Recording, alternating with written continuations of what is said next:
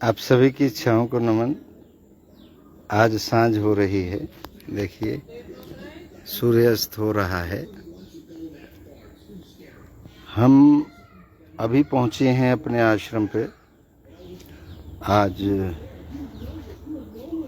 कल शाम को ही कहीं चले गए थे, बाहर रहे, बाहर कुछ काम किया और आज सुबह आपको लाइव भी बात नहीं कर पाए। अभी अभी पहुंचे हैं। एक छोटी सी कहानी से शुरुआत करते हैं, आज के सांझ का अंत करते हैं। एक डॉक्टर था, बड़ा जाना माना, बहुत अच्छा डॉक्टर था। लोगों का बहुत इलाज करता था, बहुत लंबी लंबी लाइनें उसके पास लगती थी। उसका एक बेटा था। उस बेटे को भी डॉक्टर बनाने के लिए बाहर पढ़ने के लिए भेज दिया। जब उसकी लड़के की बच्चे की जो उसका बेटा था उसकी पढ़ाई पूरी हो गई तो वह वापस लौटा और उसने कहा, पिताजी मैं एक बहुत बड़ा डॉक्टर बन गया हूँ, अब आप आराम करिए, अब मैं संभालूंगा काम को। पिता बड़ा खुश हुआ क्योंकि पिता ने, ये हमारा आ गया है डॉगी। हाँ भाई, ए चल, हाँ चल। ये हमारा डॉगी है। ये बिल्ली से भी आपस में दोनों मिल के रहते हैं। अभी तो बिल्ली कहीं गई हुई है। तो उसने कहा, पिताजी अब आप निश्चिंत रहिए, अब मैं संभाल लूँगा सारे काम को।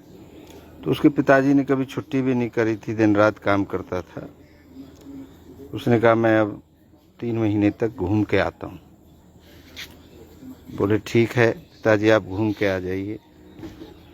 घूमने निकल गया उसका पिताजी माताजी दोनों। कई देशों की यात्रा की। जब 3 महीने बाद लौटा तो अपने बेटे से पूछा कि काम कैसा चल रहा है।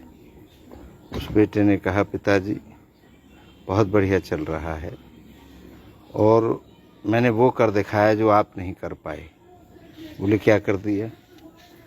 बोला, जो लोग आपसे जीवन भर ठीक नहीं हो पाए मैंने सबको ठीक कर दिया। तो वह डॉक्टर माथा पकड़ के बैठ गया कि बेवकूफ़, हम ठीक करने के लिए डॉक्टर थोड़ी बने हैं, हम तो बीमार करने के लिए बने हैं। इनसे ही तो हमारा घर चलता था, यही तो हमारी रोजी रोटी है। अगर सब लोग ठीक हो जाएंगे तो फिर हमारे पास कौन आएगा, हमारा घर कैसे चलेगा, तुम्हारी पढ़ाई लिखाई का जो खर्चा था वो कैसे निकलता। अगर मैं भी ठीक कर सकता था इनको, लेकिन मैंने इनको कभी ठीक नहीं किया। यही हाल हो रहा है सारी दुनिया में। जो भी बिजनेस कर रहा है, जो भी डॉक्टर है या कोई भूत प्रेत का काम करता है या कोई आपके जीवन का भविष्य बताता है या कोई ऐसा है कि जो आपको आशीर्वाद देता है, उन सब ने यही धंधा अपना रखा है। आपको समय समय पर डराते रहते हैं। आपको कभी ये नहीं कहेगा डॉक्टर कि आप बिल्कुल स्वस्थ हो। जब भी आप डॉक्टर के पास जाएंगे तो वो कहेगा, जी आपको ये बीमारी है, ये तकलीफ़ है, ये तकलीफ़ है। किसी मंदिर पुजारी के पास जाओगे, वो पूजाएं बताएगा आपको कि ये पूजा करा लो, ये पूजा करा लो, ये परेशानी आपके घर में, ये परेशानी है, ये संकट आने वाला है, ये ग्रह बेकार है आपका, इस ग्रह को शांत करा लो। उसी तरीके से आपको हर कोई डराना चाहता है और आप डर जाते हैं। जिस प्रकार से डॉक्टर की नीयत ये होती है कि आप कभी स्वस्थ ना रह पाएं, उसी प्रकार से जो ये लोग बैठे हैं जगह जगह, इनकी भी ये नीयत होती है। कोई धर्म के नाम पर डरा के काम करता है, कोई ग्रहों के नाम पे करता है, कोई भविष्य के नाम पे करता है, कोई आपके व्यापार में ये बढ़ोतरी हो जाएगी। ये सब दुकानदारी हैं। आपका कर्म आपकी सबसे बड़ी ताकत है। कोई भी इस दुनिया में छोटा बड़ा काम नहीं होता। हर काम अच्छा होता है और हर काम खराब होता है। एक आदमी वॉल्यूम छोटा बड़ा होता है, जैसे मैंने पहले भी बताया आपको एक कोने पे बैठ कर के एक जूते गांठता है, उसे मोची कहते हैं। और वही जूते एक बड़ी कंपनी में हजारों लाखों जोड़े रोज बनते हैं, उसको फैक्ट्री का मालिक कहते हैं, उसे कोई मोची नहीं कहता। तो काम कोई भी छोटा बड़ा नहीं होता, वॉल्यूम छोटा बड़ा होता है। अगर आप अकेले कर रहे हैं तो छोटा काम, क्योंकि आप अकेले कमा रहे हैं, और आपके नीचे हजारों लोग काम कर रहे हैं, तो आप फैक्ट्री के मालिक या बड़े सेठ बन जाते हैं। अभी एक राजस्थान से एक व्यक्ति आया था मेरे पास, आई थिंक परसों। तो उसने एक बात बताई, वो बड़ी अच्छी बात थी। बोले जी हमारे गांव में जिसको भी सेठ बोला कोई बर्बाद हो गया, जिसको भी लोग सेठ बोलने लग जाते थे वही बर्बाद हो जाता था। तो कह रहा है एक आदमी ने एक दिन मुझे सुबह सुबह आके सेठ बोल दिया। मैं उसके पैर पड़ गया, भाई कुछ भी बोल ले लेकिन मुझे सेठ मत बोल देना। तो बोला बहुत आदमी तो खुश होते सेठ के नाम से। मैं परेशान हो गया, क्योंकि हमारे गांव में जिन जिन को लोग सेठ बोलते थे वही बर्बाद हो गए, क्योंकि उनके अंदर एक अहंकार ने जन्म ले लिया कि मुझे तो लोग सेठ बोलते हैं, और उस अहंकार में उन्होंने कमाना छोड़ दिया और वो बर्बाद हो गए। तो कह रहा सेठ जब सुनते हैं शब्द तो बड़ा अच्छा लगता है, बड़ा सीना फूल जाता है, लेकिन धीरे धीरे करके वो एक दिन कंगाल हो जाते हैं। कह रहा मैंने गांव में कई ऐसे घराने देखे जिन लोगों को सेठ सेठ बोल करके बर्बाद हो गए। तो ये अलग अलग क्षेत्र की अलग अलग, इसलिए नहीं है कि आपसे काम ज़्यादा करना पड़ेगा अगर आप सेठ हैं तो, क्योंकि अपने सेठपने को बचाने के लिए सबसे पहले तो आपको एक मुकाम तक पहुंचने के लिए मेहनत करनी पड़ती है, और उसके बाद में मेहनत करनी पड़ती है उस पॉइंट पे डटे रहने के लिए, क्योंकि पीछे से लोग आप मेहनत करके आगे निकलना चाहते हैं, तो आपको वहाँ पे बने रहने के लिए मेहनत करनी होती है। तो मैं तो यही कहूँगा कि आप एक्शन में रहिए, कर्म करते रहिए, क्योंकि कर्म ही सबसे बड़ी ताकत है। कर्म से ही लोगों की पहचान हुई, चाहे पुराने ऋषि मुनि, संत महात्मा, किसी को भी आप देखें, सबने कर्म किया और कर्म की ही पूजा हुई। बाकी चीज़ें तो सब सेकेंडरी हैं। कर्म ये नहीं कि आप पूरा दिन भाग दौड़ कर रहे हो, जैसे एक बंदर करता है। एक बार जंगल के अंदर बड़े दुखी हो गए सारे जानवर, बोले जी ये शेर ही हर समय राजा बनता है, क्यों ना इस बार राजा बदल दिया जाए। सारे जानवरों की मीटिंग हुई और एक बंदर को राजा बना दिया। तो बंदर ने कहा अब के बाद कोई किसी के बच्चे को तंग नहीं करेगा, कोई किसी का शिकार नहीं करेगा, आज से ये रूल है। कुछ दिन बाद एक भेड़ के बच्चे को शेर ने पकड़ लिया। भेड़ भागी भागी बंदर के पास गई, बोली जी आप तो ये कहते थे और वो फलाने शेर ने मेरा बच्चा पकड़ लिया। उसने कहा तू चिंता मत कर, मैं अभी छुड़ा के लाता हूँ। बंदर वहाँ से भागा, उसने शेर को देखा, शेर ने बच्चे को पकड़ रखा था। तो बंदर एक पेड़ पे चढ़ गया और कभी इस डाली पे कूदे, कभी उस डाली पे कूदे, कभी इस डाली पे, कभी उस डाली पे, लेकिन शेर को कुछ ना बोला और ना ही शेर ने उस बच्चे को छोड़ा। फिर उस भेड़ ने उससे कहा कि भैया मेरा बेटा तो छुड़ा लाओ, मेरा बच्चा। बोला देखो छोड़े ना छोड़े वो उसके हाथ में है। भाई देख मैंने तो मेहनत करने में कोई कसर छोड़ी नहीं है, मैं तो अपनी पूरी ताकत लगा रहा हूँ। तो आप ये भी चेक करें कहीं आप उस बंदर की तरह मेहनत तो नहीं कर रहे हैं, सही डायरेक्शन में तो मेहनत कर रहे हैं। जैसे शेर शांत रहकर भी अपना काम करता रहता है, वो अपना शिकार टारगेट करता रहता है, वो दौड़ता नहीं है। वो दौड़ता ही तब है जब वो श्योर कर लेता है कि ये मेरा टारगेट है और इसको मुझे पकड़ना है, तब वो दौड़ लगाता है। इसका मतलब ये नहीं है कि पूरा दिन दौड़ने वाला ही शिकारी अच्छा हो सकता है। जो व्यक्ति शांत रह करके अच्छी योजना बना करके अपना काम करता है।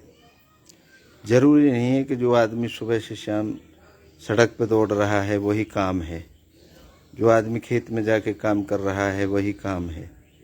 हजारों लाखों काम ऐसे हैं जो आप शांत रह करके करते हैं।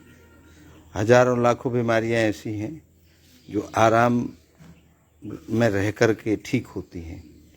हर डॉक्टर आपने देखा होगा, जब आप बीमार हो जाते हैं दवाई के साथ वो बोलता है जी कुछ दिन आराम करिए। तो आराम क्या है? आराम एक एनर्जी है, आराम एक ताकत है।